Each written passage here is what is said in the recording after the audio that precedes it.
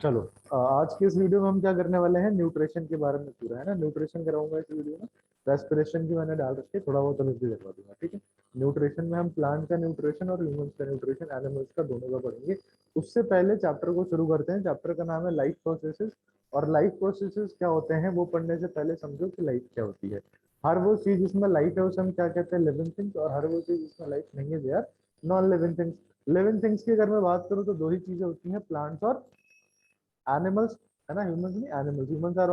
Humans belongs to animals. Animal जो kingdom है उसी का नंबर है ह्यूमन। माइक्रो ऑर्गेनिज्म भी आते हैं जिन्हें हम डिकम्पोजर भी कहते हैं, दे आर लिविंग चीजें। एंड नॉन लिविंग चीजें मतलब हर वो चीज जो हम बना रहे हैं या फिर जो नेचर ने बनाया लेकिन उसमें लाइफ नहीं है। ठीक है, तो हम कैसे पहचान करते हैं लिविंग और नॉन लिविंग चीजों के बीच में।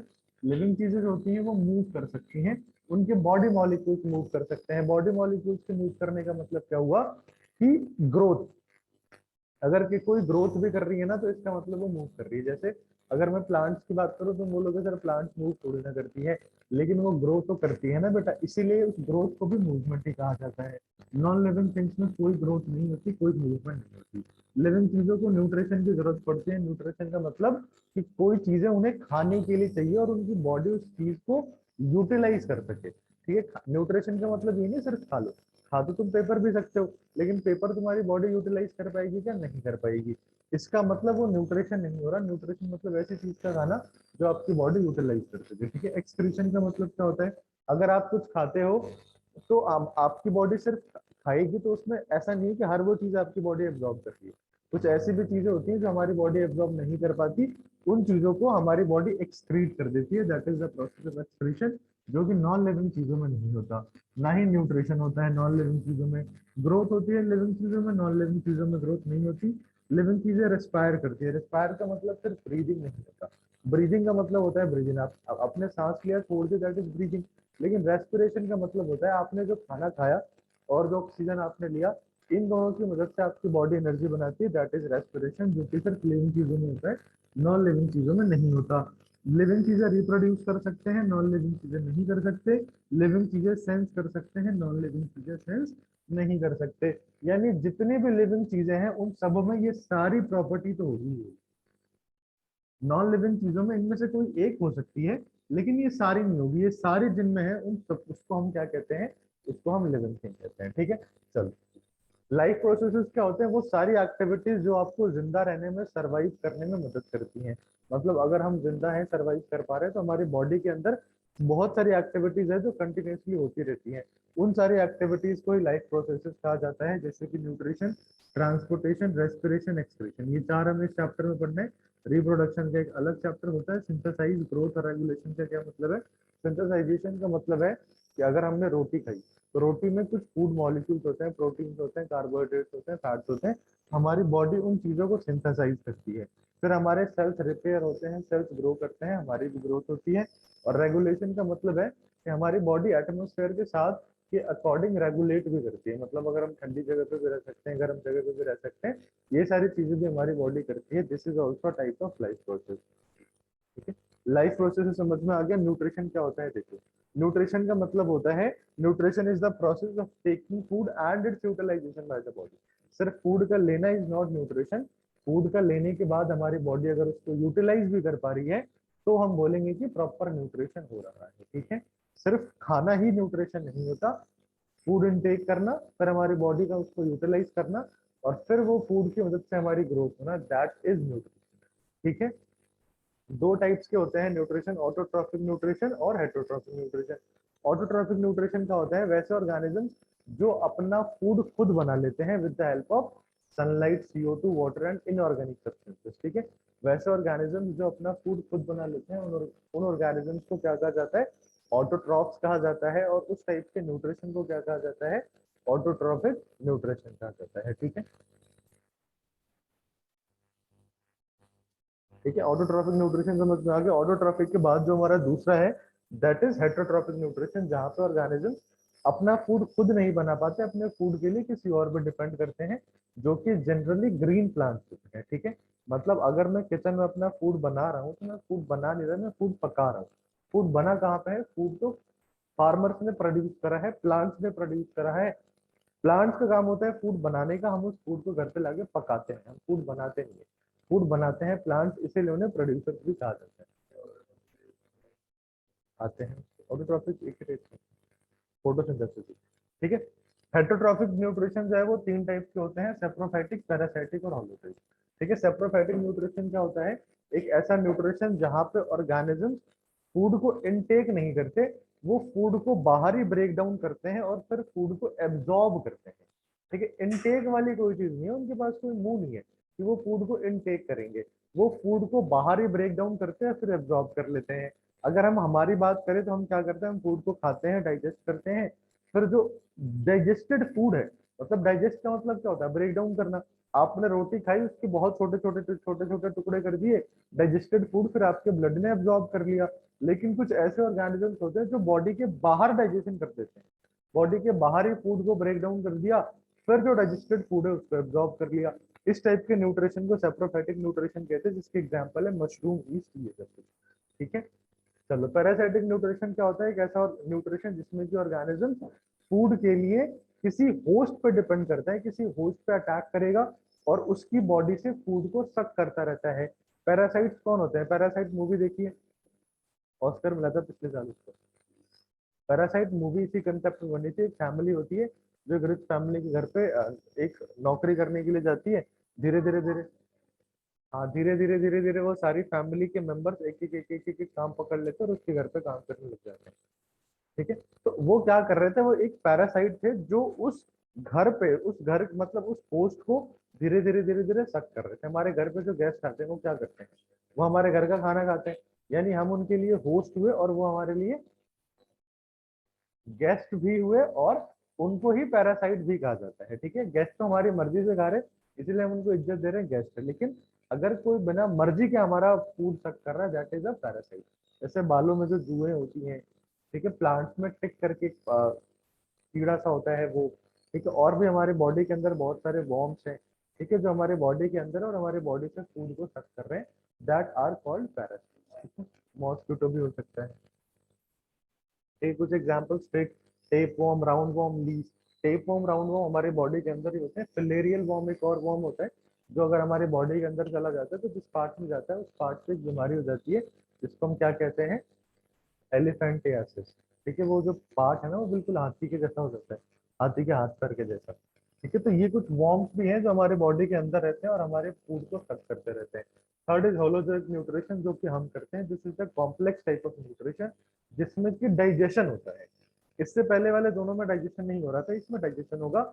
हम कॉम्प्लेक्स फूड को खाते हैं, चबाते हैं, तोड़ते हैं, उसके बाद उसको डाइजेस्ट करते हैं। जो डाइजेस्टेड फूड है वो हमारे ब्लड में मिक्स हो जाता है, अनडाइजेस्टेड फूड को हम बॉडी से रिमूव कर देते हैं। तो होलोजिक न्यूट्रिशन की अगर मैं बात करूं तो ये 5 स्टेप्स में होता है, इंजेशन, डाइजेशन, एब्जॉर्प्शन, एसिमिलेशन और इजेशन। इंजेशन का मतलब क्या हुआ, आपने रोटी का टुकड़ा मुंह में रखा, दैट इज इंजेशन। आपने जैसे ही चबाना शुरू कर दिया, आपने डाइजेशन शुरू कर दिया, क्योंकि डाइजेशन का मतलब क्या होता है, डाइजेशन का मतलब होता है फूड को छोटे छोटे पीसेस में डिवाइड कर देना, इतने छोटे छोटे पीसेस में डिवाइड कर देना कि वो आपके ब्लड में मिक्स हो सके। तो आपने छोटे पीसेस में उसको करना आपके मुंह में ही शुरू कर दिया, तो जो डाइजेशन है वो आपके माउथ में ही शुरू हो जाता है। एब्जॉर्प्शन क्या होता है, आपने फूड खाया, ठीक है, आपने फूड खाया, आपने डाइजेस्ट भी कर लिया। अब वो जो डाइजेस्टेड फूड है जो बहुत छोटे छोटे छोटे छोटे पीसेस में है, वो आपका ब्लड उस फूड को एब्जॉर्ब कर लेती है, उस प्रोसेस को एब्जॉर्प्शन कहते हैं। अब आपके ब्लड ने उस फूड को एब्जॉर्ब क्यों किया, वो इसीलिए किया ताकि उस फूड को वो बॉडी के डिफरेंट पार्ट तक पहुंचा सके, आपके सारे सेल्स तक पहुंचा सके। तो उस डाइजेस्टेड फूड का बॉडी के डिफरेंट पार्ट तक पहुंचना इज एसिमिलेशन। अब आपने जो फूड खाया था, सारी चीजें आपके काम की नहीं थी, कुछ वेस्ट चीजें भी थी, जो कि हम by the process of egestion उसको बॉडी से रिमूव कर देते हैं। तो ये 5 स्टेप्स होते हैं होलोजोइक न्यूट्रिशन में। अमीबा भी कुछ इसी तरीके से करता है, जैसे उसे कोई फूड का मॉलिक्यूल मिला, वो सूडो पॉड बना लेता है। सूडो का मतलब फॉल्स, पॉड का मतलब पैर। तो फॉल्स ट्रीट जैसे ये कुछ चीजें बना लेता है, फूड को अंदर की तरफ ले लेता है, फिर उसको डाइजेस्ट करता है और जो वेस्ट चीज है उसको अपनी बॉडी से रिमूव कर देता है। तो जहां पर भी डाइजेशन हो रहा है, उस टाइप के न्यूट्रिशन को हम होलोजोइक न्यूट्रिशन कहेंगे, क्योंकि पैरासाइटिक और सेप्टोफाइटिक में डाइजेशन जैसी कोई चीज नहीं होती थी। ह्यूमंस की अगर हम डाइजेशन की बात करें उसके लिए तुम्हें एक छोटा सा वीडियो देखना पड़ेगा। ह्यूमन में जो डाइजेशन होता है ना, वो एक छोटे से वीडियो से तुम्हें समझ में आता है।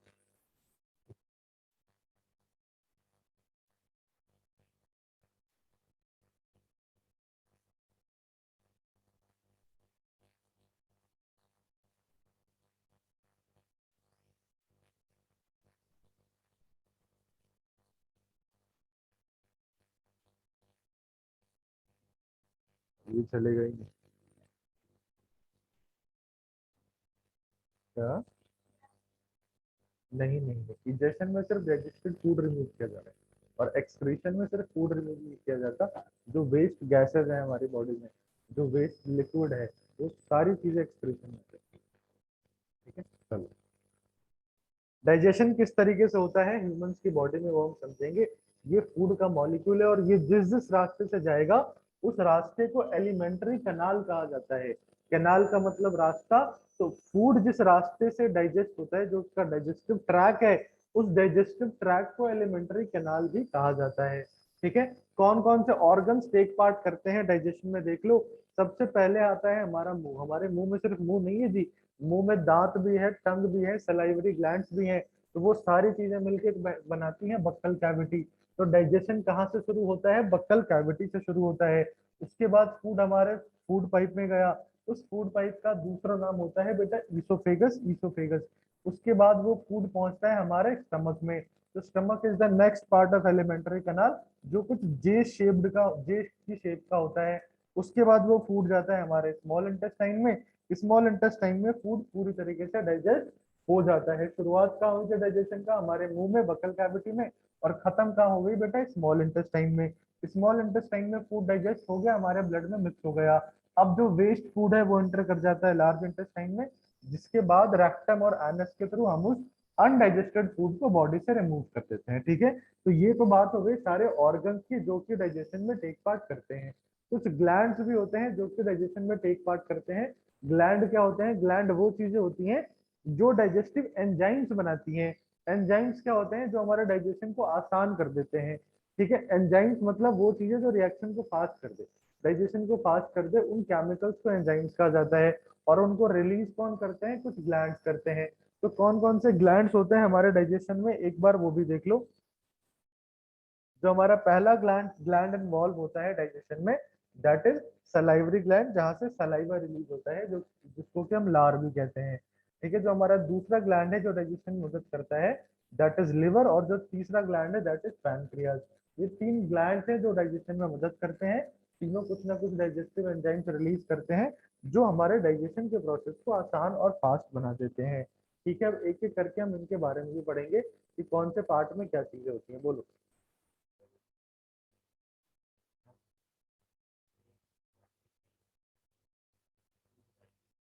गॉल ब्लैडर लिवर के पास होती है,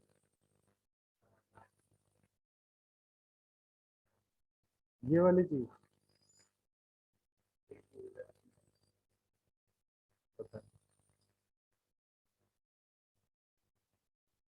देखो, mouth and buccal cavity. Mouth and buccal cavity में क्या होता है?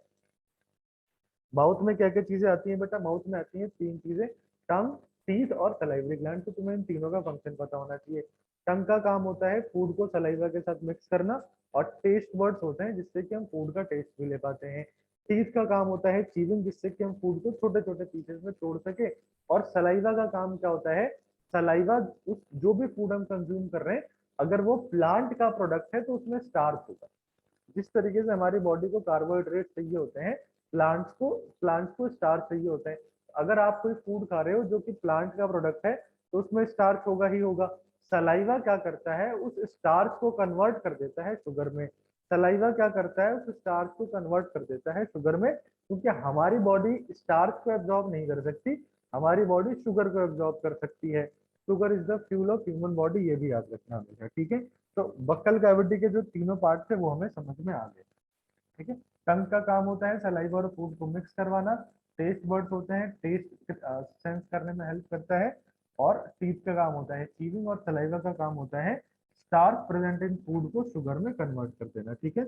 अब ये शुगर ही होता है जिससे कि हमारे माउथ के बैक्टीरिया एक्ट करते हैं, और एसिड में कन्वर्ट कर देते हैं, जिससे कि हमारी टीथ जो है उनमें कैविटी क्रिएट हो जाती है अगर हम सुबह ब्रश ना करें तो। ठीक है, क्योंकि वो एसिड कन्वर्ट बन जाता है हमारे माउथ में, हम सुबह पेस्ट करते हैं जिसमें बेस होता है, एसिड का इफेक्ट न्यूट्रलाइज हो जाता है। अगर हम ब्रश नहीं करेंगे, टूथपेस्ट नहीं करेंगे तो क्या होगा, वो एसिड धीरे धीरे बढ़ता जाएगा, आपके टूथ में कैविटी क्रिएट करने लग जाएगा।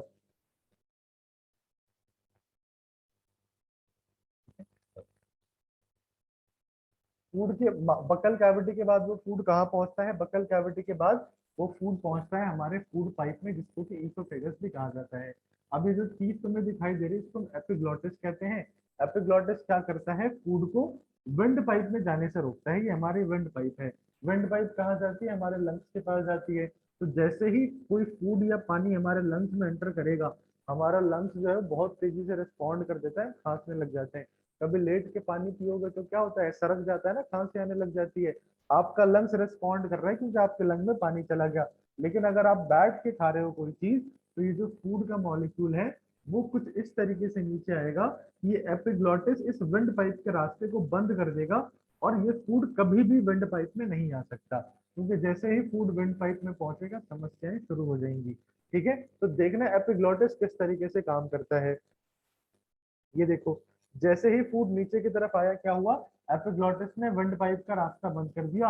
अब वो जो फूड है वो सिर्फ आपके स्टमक में ही जा सकता है और कहीं नहीं जा सकता। अगर सवाल आ जाए कि फूड को विंड पाइप में जाने से क्या रोकता है, तो आंसर में लिख क्या हो गया, एपिग्लॉटिस। ठीक है, चलो अब ये जो फूड है ये आपके फूड पाइप के थ्रू, ईसोफेगस के थ्रू स्टमक में जाएगा। अब ये जो हमारा ईसोफेगस है ना, ये भी एक अलग तरीके से काम करता है। ये फूड फूड को कम कॉन्ट्रैक्ट, अपने अपने पाइप को कॉन्ट्रैक्ट करता है, एक्सपेंड करता है, कॉन्ट्रैक्ट करता है, एक्सपेंड करता है, ताकि वो फूड को नीचे की तरफ पुश कर सके। नीचे की तरफ पुश करने के लिए वो कंटिन्यूस कॉन्ट्रैक्शन और एक्सपेंशन करता है, और इस टाइप के मूवमेंट को हम पेरिस्टाल्टिक मूवमेंट कहते हैं। जब विंड पाइप कंटिन्यूसली कॉन्ट्रैक्ट हो एक्सपेंड हो, कॉन्ट्रैक्ट हो एक्सपेंड हो, इस टाइप के मूवमेंट को पेरिस्टाल्टिक मूवमेंट कहते हैं, जो कि हमारा फूड पाइप करता है ताकि फूड को नीचे की तरफ सरकाया जा सके। ये जो फूड है ये कहाँ पहुंच गया जी, हमारे स्टमक में पहुंच गया। विंड पाइप ने उसको पुश कर करके स्टमक तक पहुंचा दिया। अब जैसे ही फूड स्टमक तक पहुंचा, हमारे स्टमक की वॉल्स ने कुछ एंजाइम्स रिलीज करने शुरू कर दिए, कुछ जूसेस रिलीज करने शुरू कर दिए। स्टमक कौन सा जूस रिलीज करेगा, गैस्ट्रिक जूस। ठीक है, स्टमक कौन सा रिलीज करेगा, गैस्ट्रिक जूस। अब ये जो गैस्ट्रिक जूस होती है इसमें तीन चीजें होती हैं। ये जो गैस्ट्रिक जूस होती है ना, इसमें तीन चीजें होती हैं। तो मैं इन तीनों का फंक्शन पता होना चाहिए। पहली चीज है HCl, दूसरी चीज है पेप्सिन, और तीसरी चीज है म्यूकस। ये जो HCl है ये क्या करेगा, ये अगर आपके फूड के साथ कोई बैक्टीरिया जर्म वम एंटर कर गया तो ये उसको मार देगा। और दूसरा इसका काम होता है, फूड को एसिडिक बना देगा। ये अजी ये फूड को एसिडिक बना देगा। एसिडिक बनाने की क्या जरूरत है, ये जो पेप्सिन है ना, पेप्सिन, ये पेप्सिन नॉर्मल कंडीशंस में काम नहीं करता। ये पेप्सिन काम करता है, ये पेप्सिन काम करता है एसिडिक कंडीशंस में। ठीक है, ये पेप्सिन काम करता है एसिडिक कंडीशंस में। तो फूड को एसिडिक बनाना जरूरी था, इसीलिए HCl ने फूड को एसिडिक बना दिया। पेप्सिन काम कर सकता है। पेप्सिन क्या काम करेगा जी, पेप्सिन प्रोटीन को डाइजेस्ट करने का काम करता है, फुल्ली नहीं पार्शली। आपके फूड में जितना भी प्रोटीन प्रेजेंट था, थोड़ा बहुत प्रोटीन आपके स्टमक में डाइजेस्ट हो जाएगा। कौन करवाएगा, पेप्सिन करवा देगा। अब ये म्यूकस क्या है, ये HCl एसिड बहुत ज्यादा स्ट्रांग होता है, बहुत ज्यादा कोरोसिव होता है। ये HCl एसिड आपके स्टमक को हार्म कर सकता है, इसीलिए आपके स्टमक की वॉल्स को प्रोटेक्ट करने के लिए म्यूकस रिलीज होता है, जो आपकी स्टमक की वॉल्स को प्रोटेक्ट करता है फ्रॉम HCl एसिड। इसीलिए कहा जाता है खाना खाने के समय ज्यादा पानी नहीं पीना चाहिए। क्यों, क्योंकि वो पानी इस HCl इफेक्ट को खत्म कर देगा, पहला रीजन। ठीक है, दूसरा, इस HCl एसिड का अगर आप ज्यादा बन जाता है आपके स्टमक में, तो एसिडिटी जैसी प्रॉब्लम होने लग जाती है। ठीक है, अगर आपके स्टमक में, अगर आपके स्टमक में ज्यादा एसिड बनता है तो एसिडिटी वाली प्रॉब्लम बहुत कॉमन हो जाती है। अगर आप कुछ नहीं खाते हो तो भी एसिडिटी हो जाती है, ज्यादा खाते हो तो भी एसिडिटी हो जाती है। ठीक है, इनो इज अ बेस, तो जब आप इनो कंज्यूम कर लेते हो तो उस एसिड का इफेक्ट खत्म हो जाता है। ठीक है, और जमन को किसने बताया क्लास होगी, किसी ने मैसेज किया था क्या? वो कैसे ग्रुप ज्वाइन कर रहा है, उसको क्या पता क्लास चल रही है।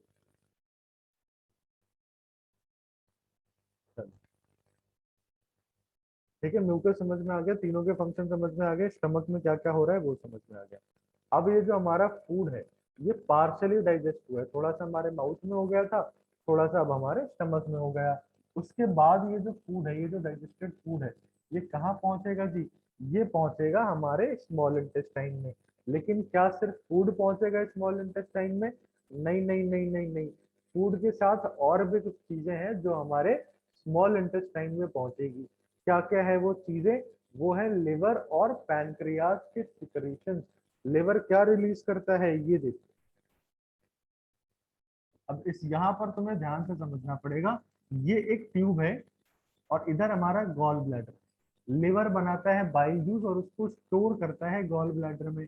अब ये जो गॉल ब्लैडर है उसने अपने सिक्रीशन यानी कि बाइल जूस को रिलीज कर दिया। ये हमारा पैनक्रियाज है, इसने भी अपने सिक्रीशन को रिलीज कर दिया। तो पैनक्रियाज का सिक्रीशन और बाइल जूस दोनों मिल करके स्मॉल इंटेस्टाइन में एंटर करते हैं। तो अब स्मॉल इंटेस्टाइन में क्या क्या चीज एंटर एंटर कर रही है? हमारा थोड़ा सा डाइजेस्ट हुआ फूड और बाइल जूस और पैनक्रियाटिक जूस, ये सारी चीजें हमारे स्मॉल इंटेस्टाइन में एंटर करती हैं। ठीक है, अब ये किस क्या क्या काम करती हैं वो भी देख लो। बाइल जूस है ना, वो अल्कलाइन नेचर का होता है, बेसिक नेचर का होता है। इसकी जरूरत क्यों पड़ी? अजी HCl ने फूड को एसिडिक बना दिया था, अब उस फूड को न्यूट्रल होना जरूरी है। तो बाइल जूस जो है वो फूड को न्यूट्रल कर देता है। ठीक है, ताकि जो फूड है वो आगे वाले पार्ट्स को डैमेज ना कर सके। ठीक है, और बाइल जूस का काम होता है, ये ब्रेक करता है फैट के ग्लोब्यूल्स को, break down fat globules, fat के ग्लोब्यूल्स को ब्रेक डाउन करता है। मतलब कि फैट क्या होता है? फैट है ना, नॉर्मल चीज नहीं है डाइजेस्ट होने वाली। फैट हमारी बॉडी में चिपक जाता है फोड़े कुंची की तरह। जैसे पिंपल्स होता है ना, पिंपल्स स्किन पे ऊपर की तरफ आ जाते हैं, वैसे ही हमारे इंटेस्टाइन में जो फैट है ना वो चिपक जाते हैं ग्लोब्यूल्स के फॉर्म में। तो उनको तोड़ना जरूरी है पहले, अगर आपको उसको डाइजेस्ट करवाना है तो बाइल जूस सिर्फ उसको तोड़ने का काम करता है, डाइजेस्ट नहीं करवाता। डाइजेस्ट कौन करवाता है इसके आगे मैं बताऊंगा, लीपेज जो कि पैनक्रेटिक जूस में है वो करता है। ये सिर्फ उन फैट ग्लोब्यूल्स को तोड़ता है। तो अगर आपका लिवर अच्छे से काम नहीं कर पा रहा तो आपका बाइल जूस रिलीज नहीं हो पा रहा और आपके फैट ग्लोब्यूल्स नहीं टूट पा रहे, तो चांसेस है कि आपका पेट धीरे धीरे बाहर आने लग जाएगा। जैसा कि जो लोग ज्यादा शराब पीते हैं उनका लिवर खराब हो जाता है, बाइल जूस बना नहीं पाते और फिर उनका जो पेट है वो बाहर आने लग जाता है। क्यों? क्योंकि फैट ही तो डाइजेस्ट नहीं हो पा रहा बॉडी का, और वो फैट चिपकता जा रहा है, चिपकता जा रहा है, चिपकता जा रहा है। पैनक्रेटिक जूस क्या रिलीज करता है? तीन चीजें रिलीज करता है वो रिलीज करता है लिपेज, वो रिलीज करता है ट्रिप्सिन, और वो रिलीज करता है ट्रिप्सिन और अमाइलेज। लिपेज क्या काम करता है? देखो, बाइल ने उस फैट के ग्लोब्यूल्स को तोड़ा था, बस आपके स्किन से अलग करा था, वो डाइजेस्ट नहीं हुआ है अभी तक। लिपेज क्या करेगा? उसको डाइजेस्ट कर देगा। डाइजेस्ट इमल्सिफाइड फैट, इमल्सिफाइड मतलब कि जो लिक्विड के फॉर्म में कन्वर्ट हो गया था टूटने के बाद, ये उसको डाइजेस्ट कर देगा। फैट पूरी तरीके से डाइजेस्ट हो गया। ट्रिप्सिन क्या करेगा? ये प्रोटीन को डाइजेस्ट कर देगा। और ये जो अमाइलेज है ये किसको डाइजेस्ट कर देगा पूरी तरीके से? कार्बोहाइड्रेट्स को डाइजेस्ट कर देगा। यानी कि इनके जो सिक्रीशंस थे पैनक्रियाज के, इसके सिक्रीशंस ने काफी सारी मदद कर दी डाइजेशन में। तो क्या फूड पूरी तरीके से डाइजेस्ट हो चुका है? नहीं, अभी भी हमारे स्मॉल इंटेस्टाइन की जो वॉल्स हैं वो कुछ जूसेस रिलीज करती हैं, कुछ एंजाइम्स रिलीज करती हैं, जिन्हें कि स्मॉल इंटेस्टाइनल जूसेस कहा जाता है। वो जूसेस फिर हमारे फूड को पूरी तरीके से डाइजेस्ट कर देती है। यानी डाइजेशन हमारे स्मॉल इंटेस्टाइन में पूरी तरीके से हो गया। पूरी तरीके से डाइजेशन का मतलब होता है बेटा कि जो प्रोटीन था आपके फूड में, क्या क्या चीजें होती हैं? प्रोटीन होता है, फैट्स होते हैं और कार्बोहाइड्रेट्स होते हैं, है ना? यही चीजें तो होती हैं।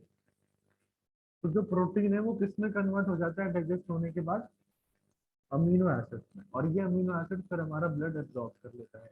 जो फैट्स है वो किस में कन्वर्ट हो जाते हैं बेटा? फैटी एसिड्स में और या फिर ग्लिसरॉल में, जो कि हमारी बॉडी इसको इजीली डाइजेस्ट कर सकती है, ब्लड में मिल सकती हैं ये चीजें।